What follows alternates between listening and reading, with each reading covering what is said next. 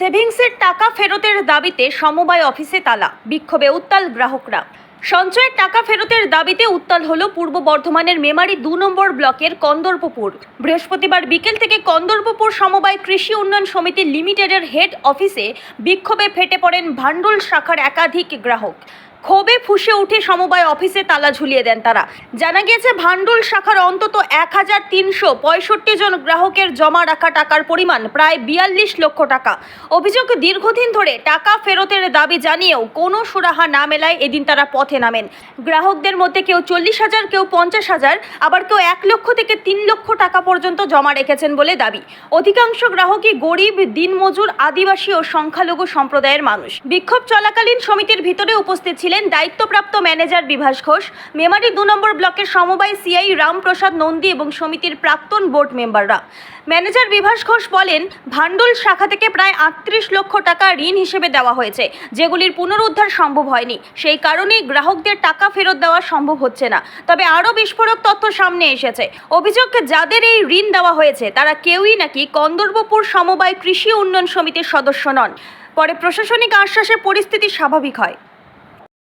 আপনার ব্যাংকে এসেছেন গ্রাহকরা, কি কারণে এসেছেন? আমাদের এটা কন্দর্পপুর সমবায় সমিতি, এটা হেড অফিস। আমাদের ব্রাঞ্চ আছে ভান্ডুল ব্রাঞ্চ, সেখানে একটা সেভিংস ডিপোজিটার হয়, কাউন্টার সেকশন আছে। তা ওই সেকশনে গরিব মানুষরা টাকা পয়সা রাখতে ডিপোজিট করতো বা লেনদেন করতো। কিছুদিন যাবত মাস ব্রেক করছে, ডিপোজিটটা বন্ধ আছে। এই কারণে বন্ধ আছে, টাকা পয়সা এখন আর আমাদের অ্যাকাউন্টে নেই বলে ডিবিএসদের দিতে পারছি না।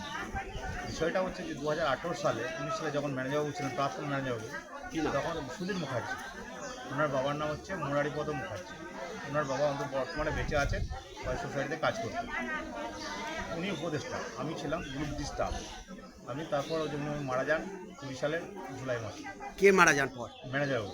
কি নাম ম্যানেজারের? সুধীর মুখার্জি। হ্যাঁ, দিয়ে উনি মারা যাওয়ার পর আমাকে চার্জটা দেয় যে তুমি সোসাইটি চালাও বোর্ড।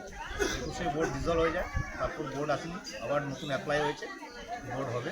তা এই মোতাবেক ওই 18-19 সালে যে টাকাটা ডিপোজিট টাকাটা ভেঙে ম্যানেজার কিছু লোককে দাদন দিয়ে দেয়, সেই টাকাটা আসা হয়। কতজনকে দাদন দিয়েছে? ওটা আছে 17 জন। 17 জন। কত টাকা সেটা আনুমানিক? আপনার আনুমানিক হচ্ছে 38 লাখ টাকা। কত? 38 লাখ 38। তা যাদের দাদন দিয়েছেন তারা কি বলছে? তারা গিয়েছিলাম, আগের ওয়ার্কন সিআই ছিলেন, তাদের ডেকেছিলাম, তারা ধোয়া বলছে। এবার আমি একা হয়ে গেছি, আমাকে অতটা গুরুত্ব দিচ্ছে না। এখন আমাদের নতুন সিআই সাহেব এসেছেন, তাদের ঘরে ডেকে নিয়ে প্রাক্তন বোর্ডকে ডেকে ডাকা হয়েছে, তারা আমার সঙ্গে সাথ দেবে বা সিআই সাহেব চিঠি অলরেডি করে দিয়েছে। ভান্ডুল শাখায় কতজন গ্রাহক আছে? ওটা আপনার 1365 এরকম। কতজনের টাকা, মানে আনুমানিক কত টাকা তাদের জমা পড়া আছে? আনুমানিক দেখুন স্যার, সেটা হচ্ছে ডিটেলসটা রেডি করে তাও আনুমানিক কত 42 লক্ষ টাকা। যেটা এখন জানা যাচ্ছে, গ্রাহকদের একটা অভিযোগ যে তারা যখন টাকা চাইতে আসে, তো আপনি নাকি বলেছেন যে টাকা দেবেন না, কেটে ফেলবো, এসব তো অনেক কথা বলেছেন। ওরকম কথা হয়নি, বা আমি দেখুন স্যার, এটা সত্যি কথা বলে দেওয়া ভালো। কোনো ডিপোজিট নেয়, তারা মায়ের মতোই মানুষ।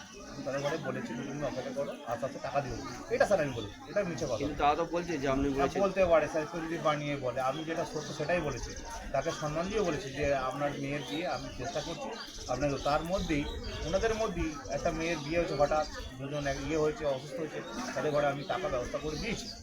তারা নিয়েছে, তারা বলছে আমাকে আস্তে আস্তে দিয়ে দিয়েছে। বেশিরভাগ গ্রাহক কি দেখা যাচ্ছে যে সংখ্যালঘু এবং আদিবাসী সম্প্রদায়ের মানুষজন রয়েছে, তারা দুস্থ মানুষ, তাদের তো টাকাটা ফেরত পাওয়ার ব্যাপার আছে। আমরা একটা ডেট করেছিলাম, একটা পেপারে দিয়েছিলাম, আমরা আমাদের প্যাডেলিকে প্রাক্তন বোর্ড বা সিআইএসআর বা আমি দিয়েছিলাম যে 8ই জুলাই থেকে আমি টাকাটা ধীরে সবটাই দিয়ে দেবো। কিন্তু স্যার আমাদের একটু সময় না দিলে আমরা হঠাৎ করে আমি একা দায়িত্ব নিয়ে আমি কী করে দিতে পারি? কবে নাগাদ টাকা ফেরত দেবে বলে মনে করছেন? 8ই জুলাই থেকে আসাতে দিয়ে দেবো। আপনার নাম? আমার নাম বিভাস চন্দ্র ঘোষ। আপনি কোথাকার দায়িত্বে আছেন? আমি হেড অফিসের দায়িত্বে আছি। হেড অফিসের নাম কি? কন্দর্পপুর সমবায় সমিতি। বিভাস চন্দ্র।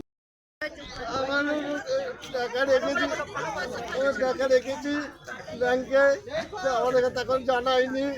যে তুলতে যায় তখন ম্যানেজারকে সুদ দিয়েছিলাম যে আমরা 2 রিপিট বইটা করেছি, নমিনি 2 জনেই আছি। দিয়ে রেখে বলছি তুলতে যাচ্ছি যে বাবু কোনো অসুবিধা হবে না তো, কোনো প্রবলেম দেখাবে না তো? বলে না না, তোমাদের কোনো টেনশন নাই, আমি যতদিন থাকবো কোনো টেনশন হবে না, তো আপনি রেখে যান, না যখন দরকার পড়বে তখন আমি তো আসছি, এসে এখানে দিয়ে যাবো। আপনি কত টাকা রেখেছেন? আমি 50,000 টাকা রেখেছি। আপনার কোথায় বাড়ি? আমার ভান্ডুলি বাড়ি, ওইখানেই বাড়ি। আর আজকে কোন জায়গায় এসেছেন? আজকে এই কন্দপুরে সমিতিতে। কি বলছেন ওনারা?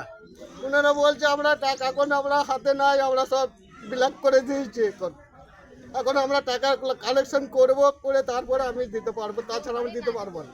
এখন কি চাইছেন আপনারা? আমরা এখন টাকা চাইছি, যে আমাদের টাকা না এলে আমাদের কিছুই না, আমরা দিয়েছি গরিব মানুষ ভিক্ষিক করে খেয়ে খেয়ে, না খেয়ে না দিয়ে রেখে দিই, ছেলে নেই কেউ নেই কাছে আমাদের, রেখে দিয়েছি অসময় রেখে খাবো বলে। আপনার নাম? আমার নাম হচ্ছে বিল্লাল খান, কোথায় বাড়ি? ভান্ডুল।